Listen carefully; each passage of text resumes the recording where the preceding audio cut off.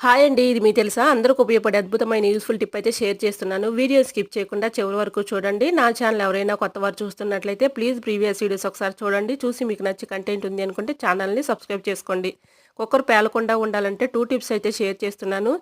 కుక్కర్‌లో ఎక్కువగా వాటర్ పోస్తూ ఉంటాం కదండీ! ఆ వాటర్ ప్రెషర్ అనేది పైకి తన్నేసినప్పుడు విజిల్ రానీయకుండా చేస్తుంది. సెకండ్ టిప్ వచ్చేసి మనం కుక్కర్‌కి వాచర్ పెడుతూ ఉంటాం కదండీ! వాచర్ ఒక్కొక్కసారి మనం క్లీన్ చేసుకున్నప్పుడు లూజుగా సాగినట్లుగా ఉంటుంది కదండీ! అలానే పెట్టేస్తూ ఉంటాము చూసుకోకుండా.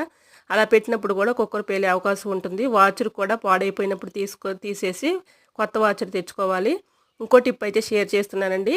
కుక్కర్‌లో ఉన్నటువంటి ప్రెషర్ త్వరగా పోవాలి అంటే కుక్కర్‌ని దించేసిన తర్వాత ఒక తడి క్లాత్ దానిపైన ఒక 5 మినిట్స్ పెట్టి తీసేసినట్లయితే ప్రెషర్ అనేది త్వరగా పోతుంది. మన పని ఈజీగా సులువుగా చేసుకోవచ్చు. టిప్ యూజ్ అవుతుందనుకుంటే తప్పకుండా ట్రై చేయండి. వీడియో నచ్చితే లైక్ చేయండి. Thanks for watching.